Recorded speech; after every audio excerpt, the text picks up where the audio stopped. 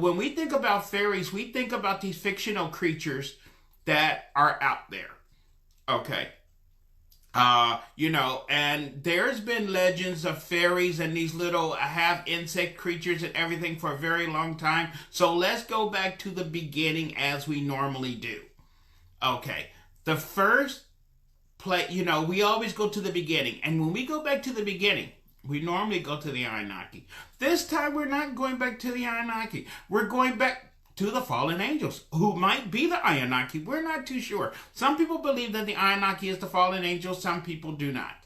But anyway, we're going to discuss some things that happened there in the book of in your Bible, in the book of Genesis.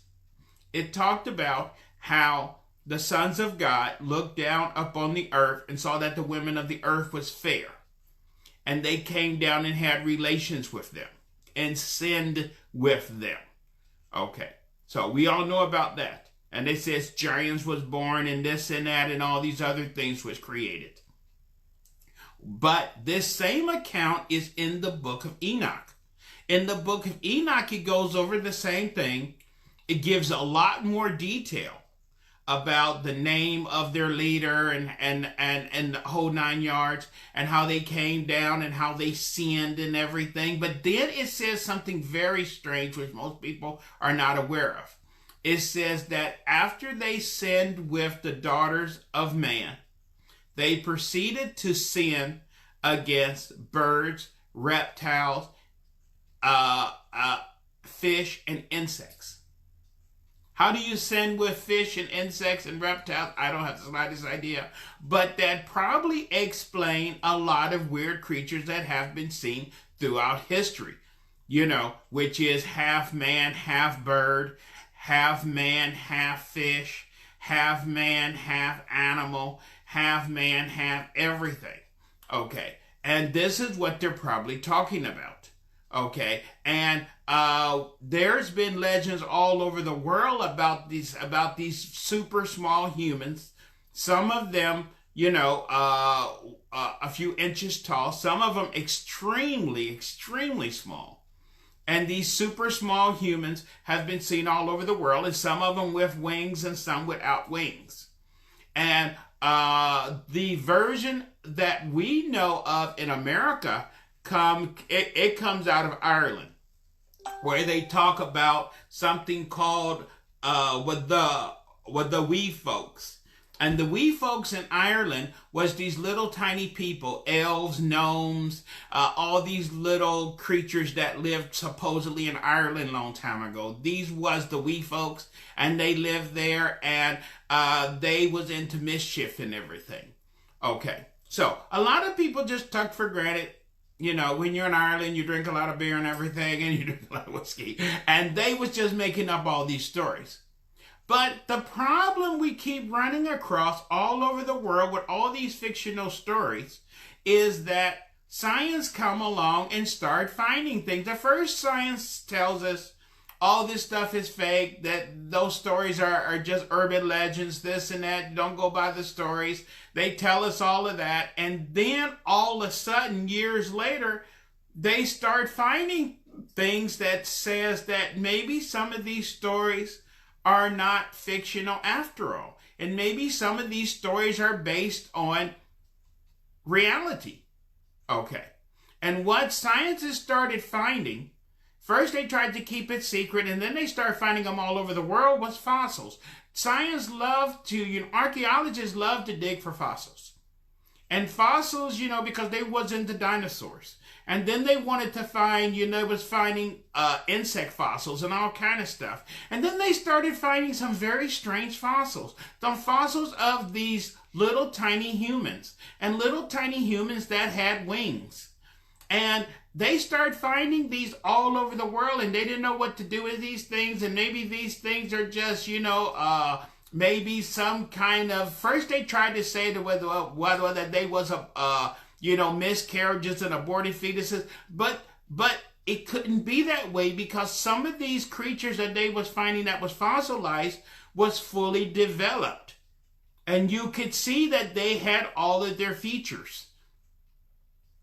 And we're just starting to find out about some of these fossils that they came across. You know, and humans, we don't think about little tiny human with wings and little tiny human this. So this entered what is called the fossil record of these little creatures. So then they started to say, okay, well, maybe those Irish, you know, did see something long time ago, but that was long time ago because they're in the fossil record, and fossil records are things that are extinct. So maybe, you know, just like we know long time ago there was Homo pithecus and Homo erectus and all this other stuff, maybe long time ago in the very distant past you did have a type of human that had wings or was only 2 or 3 inches tall or whatever, but that was super long time ago. None of that existed in our modern times. We all know that. Okay. The problem is, then the problem came across of a guy we're going to talk about. A very strange guy. Okay. And this guy changed a lot. Okay. Let me get you some information on him. And because I want to get his name correct. I don't want to be messing his name all up. And he has found some very strange things. Okay, where's my thing at? Oh, pictures. Okay. His name was Thomas Moreland. And Thomas Moreland, according to, now, there's a lot of records on this guy. Okay. According to Thomas Moreland and the records, he was born in the 1600s. Which is impossible. How can a guy be born in... Okay, according to the records that they found on him, they even know the name of his mother and his father and everything like that. But this guy must be what we would call an immortal today. Because this guy, officially, according to the records that they found, was born in 1762. Okay. The problem is, people knew about him in the 1700s and in the 1800s and in the 1900s. And they always described him as looking like he was 40 years old. Maybe he was just aging gracefully. I don't know what was going on. But he was a scientist. What he would do, he traveled a lot.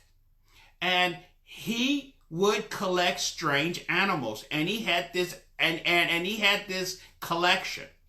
No one really, he showed it to a few people throughout the years, and there was some articles on it. He even brought part of his collection to the United States in the 1920s that didn't go over too well. And so there is documentation on this guy. It's not like this is some fictional guy that no one knows about or whatever. And if you want to look it up yourself, his name is Thomas Theodore Merlin. Okay. And people knew about this guy. Now, what happened to him in the early 40s? He was leaving to go on a trip. And he wanted to, and he had this big giant house in London. And he had a housekeeper to keep his house. And he said he wanted to, he was going on a long trip. And he was willing to let an orphanage take possession on the house because he was going to be gone for several years, as long as they did not enter the basement of the property. And he left in the 1940s. The orphanage, there's papers showing that. That was even in the newspaper that he was letting the orphanage take over his mansion and the whole 9 yards. Everything's documented. Okay. Again, he looked it like he was in his mid-40s. And he never came back. Maybe the Nazis got him. We don't know what happened. We don't know where he went. Okay, the problem is the house stood and stood and stood until the 60s came along. And in the 60s, they was going to tear the house down. Okay. And in preparation to sell the house, they was going through the house to remove everything because the orphanage was now gone. The house was in disarray. and they entered the basement. And in the basement was crates of his, he was, as I said, he collected animal specimens. There was hundreds of crates and cases and boxes in the basement of his collection that he gathered, I guess, all of his life, and his notes from where he got all of these different creatures from. And these creatures, oh, he got creatures showing everything. That's the reason why on this show, I wanted to show you the video presentation. And what you'll probably be able to see later on this afternoon or tomorrow or whatever, I'll post the video presentation so you can watch it. And we're seeing some weird things that is in his collection. He have a lot of these these super small humans with wings. One of them I showed as the promotion for this show. But he's showing a very array of a lot of these type of creatures. Okay, and there must have been dozens of different types of these creatures because he got, they don't all look alike. And some of them are bigger than others and their wing colors are different and this and that. But he was not only collecting this. He collected all kind of weird creatures from all over the world. And his extensive notes says how he caught each specimen, where it came from in the world. And the problem with his notes is, maybe his collection predates him because some of these notes seem to go back hundreds of years. Okay. That's the reason I believe he was an immortal. Because he was around for a very, very long time. And according to some of his notes, he's talking firsthand of, of what he did back in the 1700s, and he went here in 1834, and he went here, and he's naming dates and places and this and that. And how come he's still at 40 years old? Okay. And what happened to this guy? No one knows what happened. He never came back to his place. As I said, maybe the Nazis got him. We don't know what happened. So what happened was they didn't know what to do with all this stuff. So they finally put it in a museum, and his collection is now being held, and you can actually. It's not open to the general public. They show little pieces of it, but a lot of science are anti-showing this because they say this is real, this is fake, and whatever. But a lot of these specimens have been tested by DNA. They have run tests, and they do confirm that a lot of these little tiny weird creatures that he got from all over the world used to be alive. And the problem they have with a lot of the DNA samples and tests they have done on these creatures, they don't match any known creature known to mankind. So maybe he went to Mars, maybe he went to Venus and collected these specimens. But as I said, his notes talk about where he went around the world, and he talks about how he got each one and where he got it from. Now, this gets into something we was talking about just last week. Remember last week? We was talking about the deep ocean and about how we know little of nothing about what's in the deep ocean. Because the earth is 70% water, and we only fish and know about the top 500 feet of ocean, where the average ocean depth is 1.5 miles, and the deepest part of the ocean is almost 5.5 miles deep. We know nothing about what's out there. But you would say, but that's the ocean. On land, we know everything. Well, the earth is 30% land. And of the 30% land, we live on like a third of the land. People would say, Lynn, that's not true. We're everywhere. But if you look at the earth at night, if you look at pictures from outer space, where they show, the cities are lit up at night. You can see that big ball of light over there, that big ball of light there, and that big ball of light over there. And then you got a lot of nothing in between, because, see, I was explaining this to somebody the other day. we are like animals. Humans like to herd. So if you come to Texas, yes, if you go to Houston, we're like ants. If you go to Dallas, we're like ants. We're packed in those cities like that. But if you go to West Texas, there's hundreds of miles of nothing out there. Because we like to herd together and be together as one. Okay, so if you go into a lot of out of the bush and get off the highway and start going into these backwater places, that's the reason people still talking about Bigfoot sightings and all kind of weird stuff, and these people see all kind of weird stuff once you get really, really, really, really deep out of back in there. Okay. So, we really don't know a lot of things. People would love to say, and science has been trying to say for the last 20 years, that his collection is a bunch of BS. All this stuff is crap.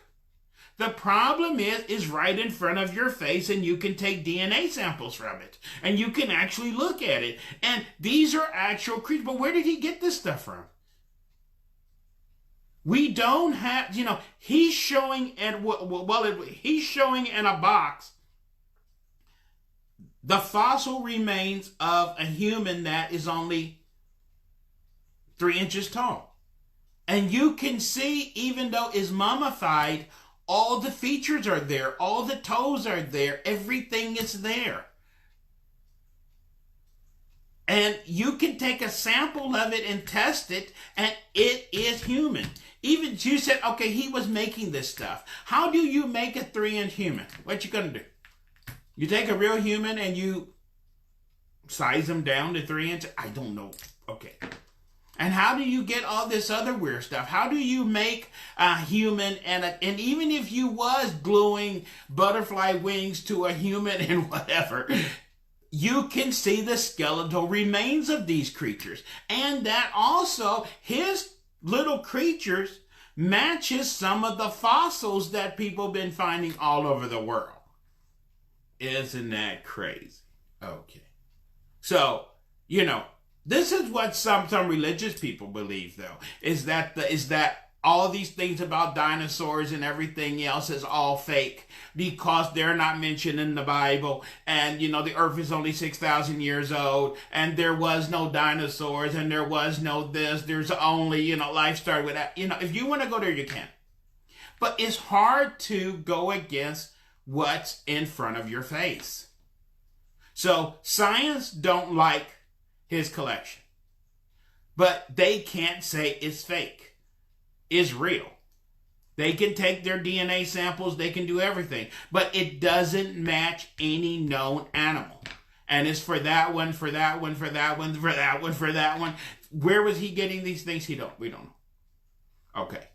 And this is the problem that we have today. But if you go around the world, this is why I believe in this stuff, is because even if the people of Ireland was drinking too much whiskey and doing this other stuff and smoking the local weed and whatever, okay, that would be an Irish problem. But if you go around the world, you hear these strange stories all over the world.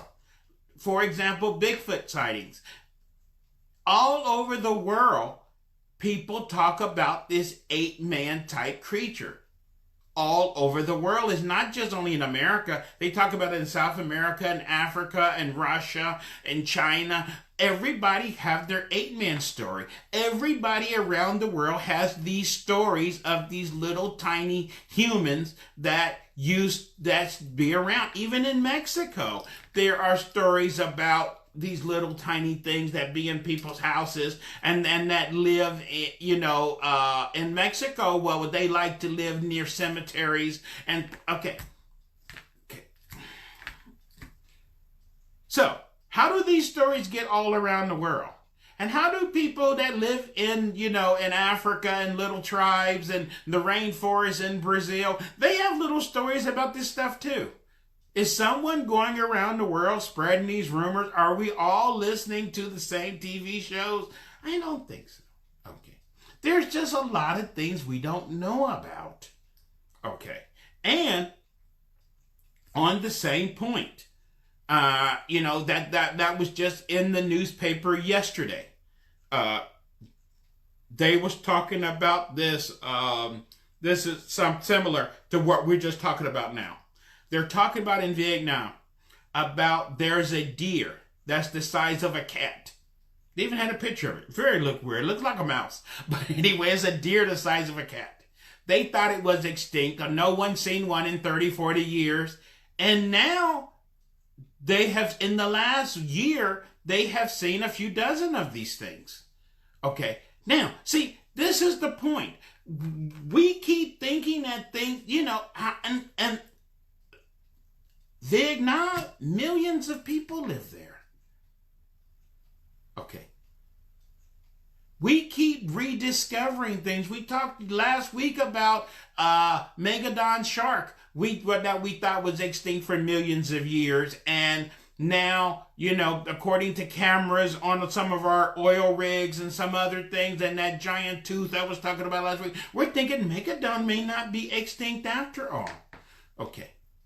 There is so much we don't know.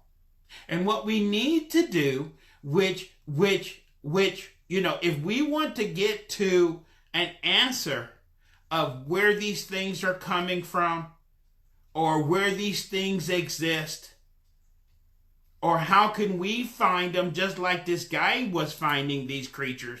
And maybe we shouldn't find them and stick them in a shoebox and mummify them. Maybe that's not the thing to do. Okay. But anyway, because we don't want to catch a Bigfoot and mummify it and put it in a glass case. Maybe that would be the wrong thing to do. Maybe we just need photographic evidence, or maybe we should just put them on a talk show and we can introduce them to some people in Congress and then we can let them go or whatever. But the point of it is, a lot of native people know where these creatures reside. They know where they live. They talk about it. Okay. They have found books, all over the world talking about this crazy stuff. Okay. But how can we live in a world today? See, this is our problem. It is not their problem. We're the ones who keep going around talking about how we know everything. Oh, we know this, we know that, we got a PhD on this, we got this and that, we know everything. And then we discover things we don't want to know because we are so arrogant. To prove my point on how arrogant we are, in the 1920s, they wanted to close the patent office in the United States because they said everything that could be discovered had already been discovered. So they didn't need the patent office anymore because there was no more new patents. That was in the 1920s. And we haven't discovered anything new since the 1920s. You all know that, right? Okay. That's how arrogant we are. Okay. And we know everything we have today has been discovered since 1920. So we keep thinking we know everything, and we keep proving over and over again we know nothing. Okay. We just need to quit talking, do more studying, more listening. Okay. And this guy is probably not the only one who's out there. This is what Encounters is all about. This show is not me just talking crazy. I want to show you what people are finding. Just like I showed you what's going on in Mexico, where people are now finding things and cave drawings and everything where the Indians of Mexico interacted with people not of our world. And they drew pictures of it, and they drew carvings of it, and and those creatures look exactly like our great alien friends today. But these things was drawn hundreds of thousands of years ago. How is this possible? Okay. And are we just on the tip of the iceberg, or is there so much more we don't know? The Bible says that in the end, all things will be revealed. Is that what is going on right now? Are they revealing everything to us? Are they opening everything? It also says in that book that as it was before the flood, it will be the same way before the end come. And before the flood, they had giants, they had this, they had that, they had everything. Okay. Is that what we're facing again? Because in a few weeks, 2 weeks from now, we're going to have another presentation. Well, hopefully that one will play better and play before I do the talking portion of the show about supposedly giants don't exist. That was just a fairy tale too. But there's a lot of pictures of big people all over the world. Okay. And some of these people, I've never seen one. Well, I saw some tall people in my life, but there's pictures of things. Okay. That's going back, now or back in the 20s, some things taken around turn of the century. Some of these people, are 12, 15 feet tall. And they have found skeletal remains of people that are 30, 40 feet tall. They have found, human heads that, are 3 times, 4 times the size of our head. Okay. And all this stuff, once they find it, seems to disappear. They write about it, somebody do something, and then it just vanishes. Okay. Why is that? Why do they want to keep us dumb? How come they won't let the knowledge out? That is what this show is about, is that for us to move forward in life, for us to move forward as a civilization, for man to be able, the goal of man is, as I said, it was all about progression to move forward. They won't allow us to move forward because, which we discussed before, because they don't want us to move forward. Because if they told us that, yes, fairies do exist. Yes, there are sharks out there which are the size of whales. Yes, there are things flying around which is not of this world. Would you still want to buy that Christmas tree a month from now and put all your toys underneath it and this and that? You might be distracted. Okay. This is why they need to remember, when the cows are feeding, don't disturb the cattle.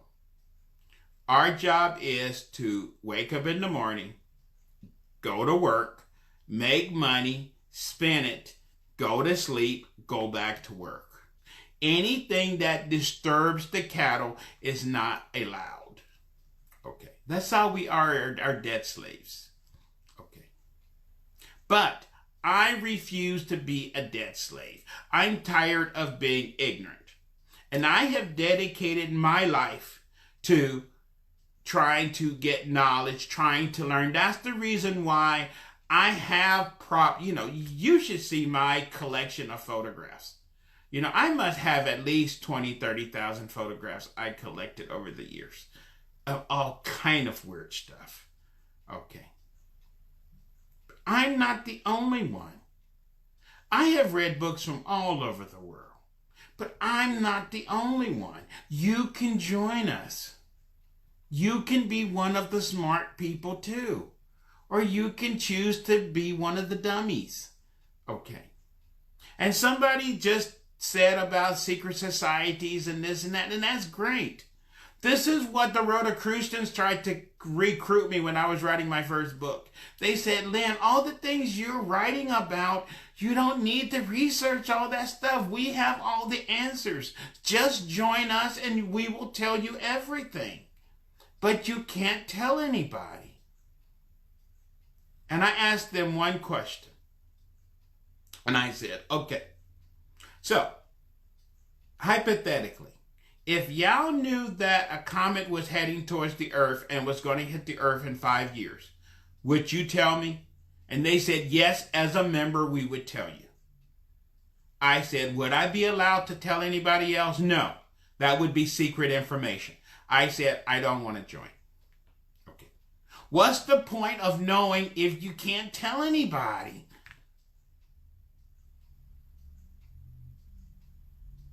According to, according to the Kabbalah, in their book, okay, in the Kabbalah, they have the power. They can kill by a single word. They can raise the dead. They can make goyams. They can do all this stuff. They have power to call down lightning, get this and that. And I was talking to one of these big people, someone of the tribe of David. And he was explaining all this stuff that they have to do, and the rabbis have all this power that they have. And I said, that's wonderful. That's great. But if y'all got all that power, how come y'all didn't use it against the Nazis?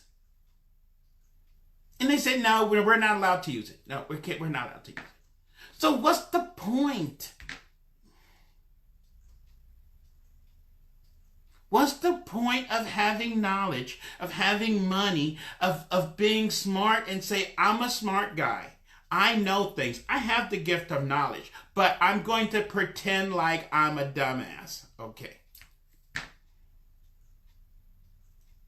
This is why we need to get into these museums. You got the museums all around the world, like the Louvre or the museum in London.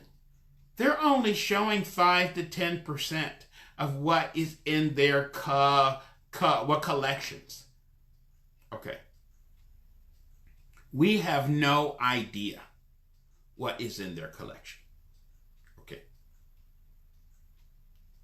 They will never show us.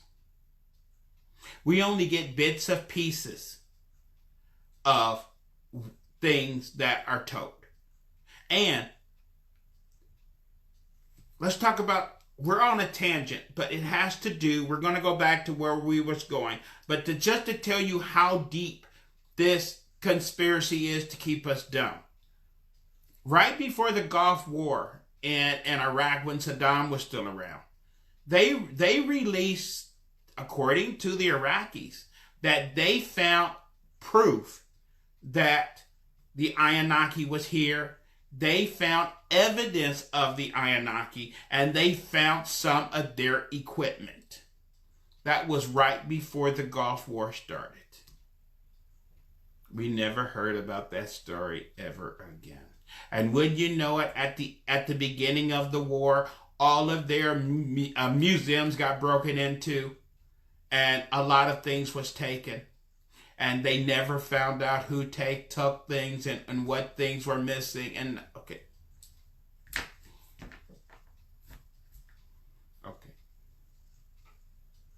When are we going to find out? So, at the end of this video that's talking about the fairies, because maybe the fairies all went extinct.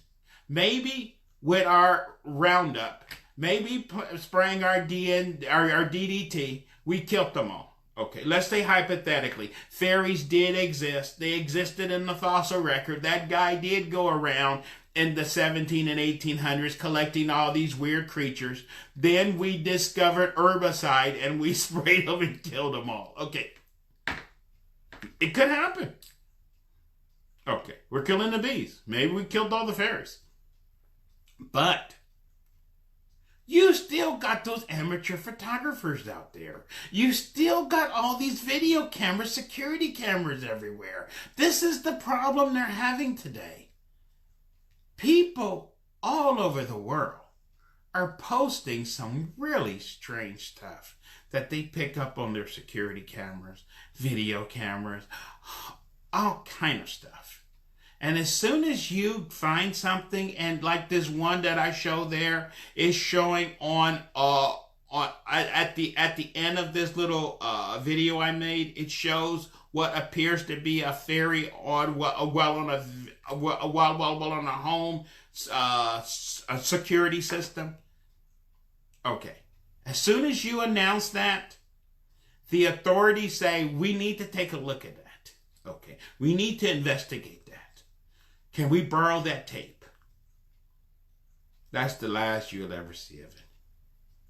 Because they'll say, oh, we need to see that tape. We need to verify that what this is. Because this might be a host, or this might be this or that. And then once they verify, okay, we looked at it. Yeah, it wasn't a fairy. It was just a giant moth. It was this, it was that. Yeah, we determined there was nothing there. It was nothing on the tape. Yeah, nothing strange. It was 100% natural. And you say, okay, good. Can I have my tape back, please? Oh, I'm sorry, we can't give it back. I'm sorry, it was accidentally erased. I'm sorry, it was... Very, very sad. Very sad. Okay. Because they want to keep us in the dark. We've been on this planet, according to the American Indians, we've been here for 100,000 years, looking exactly like we do now. Okay. If you believe the Bible, we've been here for 6,000 years. If you believe science, people like us have been on this planet for several 100,000 years, maybe close to 1,000,000 years, looking like us. But it doesn't make any difference if it's 6,000 years, 100,000 years, or several 100,000 years. We've been asking the same questions over and over and over and over and over again, and we still don't have no answers. We need to find out. And one thing, let's talk about something they found in Ireland. They're still, drinking too much and smoking too much over there. What they found in Ireland around 50 years ago.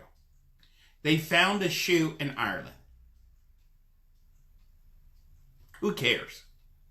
But this shoe was made of mouse hair. This shoe was the size of something. To wear this shoe, you would have to be a human that would probably only be like 3 inches tall. This shoe was leathered, had a sole, everything. It was made out of mouse hair. Okay. How could they said, oh, it's a forgery. How do you forge a shoe made of cat hair that would fit a human that was only 3 or 4 inches tall? And it had laces, it had everything. It looked like a regular shoe. And you could see the stitching, everything. How do you fake that? They just tell us what we need to do so we can sleep at night. Maybe there was an elf. See, maybe elves exist too. Maybe there's an elf out there with one shoe and he can't find his other shoe. I don't know what is going on, but this stuff been going on forever. We just need to quit playing this game. And what I'm going to do is continue to play the game. I'm going to continue, which is my job in life, to scare the hell out of you every chance I get.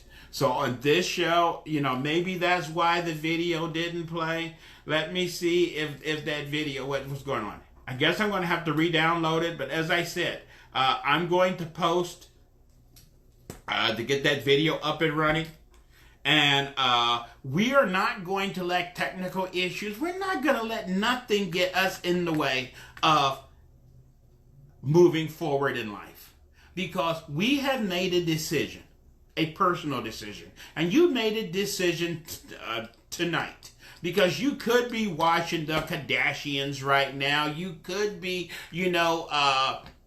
doing so many other things, doing laundry, doing this, doing whatever, but you're taking time out of your busy day to listen to me. Okay. And I greatly appreciate it because we are looking for people that want to open their mind and want to move forward. And if you're one of these people, then you need to spread this knowledge, not only about me, but there's other shows and programs out there. This is what Ancient Aliens is all about. This is what so many shows are all about. But on shows like Ancient Aliens, they need to be careful because they got those advertisers. And if they start talking too crazy, General Motors like, we don't really want to go there. So those shows are limited on what they can say. So they say what if this and what if that, but they can't say anything more than that because they have to watch. They got that noose around their neck. I don't have any nooses around my neck, not yet. Okay. I have a lot of enemies. Okay.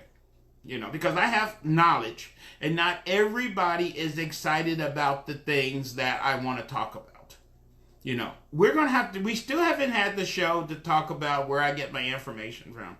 We still haven't had the show about a lot of things. Okay. We're working on it. We're going to get there. Okay. But some people want me to talk about certain subjects, and then there's the other side that say, Lynn, no, you don't want to talk about that. Okay. But Lynn is going to keep pushing the boundary. Okay. Because I am not going to be the smart guy that's acting like I'm a dummy. And you can be one of us. And if you got information, you need to start spreading that information too. Because I believe this information is being given out for a reason. I believe, as the Bible says, before the end come, knowledge will be increased. Okay, why are they doing this? Okay, I believe everything is for a purpose. They hid this stuff from us for hundreds of thousands of years. Why aren't they finally in the end letting us know? Okay. I think they are preparing us for something. And as I told you about the real fake alien invasion, that is coming because they are tired of hiding. They want to come out in the open. Maybe a lot of other things want to come out in the open too. Maybe Bigfoot is tired of hiding too. We don't know what is going on. But people are hearing all kind of weird stuff all over the world. They're hearing, these little, something moving underneath the ground. Is these strange noises in the clouds. They're hearing everything. People are saying weird things in the water. Something is getting ready to happen. We're on the verge of something really big happening. I don't know what it is. But I've been told that I'm not ready. I am not in position. Okay. I don't think none of us are ready and prepared for what is about to happen to us. Okay. But I'm doing the best I can. I'm reading up on things. I'm trying to learn as much as I can. I have news alerts on my phone. I try to keep up with the latest scientific discoveries in space and going on here and going on here. And I try to keep up on so many things. But I can't do it all by myself. Okay. We all have to do our part. Okay. But as I told you, there is something going on, and a lot of things that we was told is fictional may not be fictional. Oh, since we're talking about that, there was a video that came out a week ago that was taken in the Soviet Union. You know how those things are in the Soviet Union. But this clearly shows a horse with a horn. And it was taken, from a long, long distance away. And this horse is, okay. See, people are starting to look into things now. Okay. And people are starting to see all kind of weird stuff. And I'm like, I thought that was fictional. Okay. And this was not taken by a group of cracks. This was taken by a group of people. And they actually took the picture, is a video of this. Okay. And, people are starting to see this is the problem that we have now. The problem is before, I would say I saw something, and you would say, I don't believe that. Lynn been drinking again, or Lynn's going crazy. The problem they have today, trying to keep us in the box, is that they messed up. They gave all of us a video camera. We walk around with a video camera and on our cell phones all day long. And today, when people see something weird, they pull out their cell phones. Okay.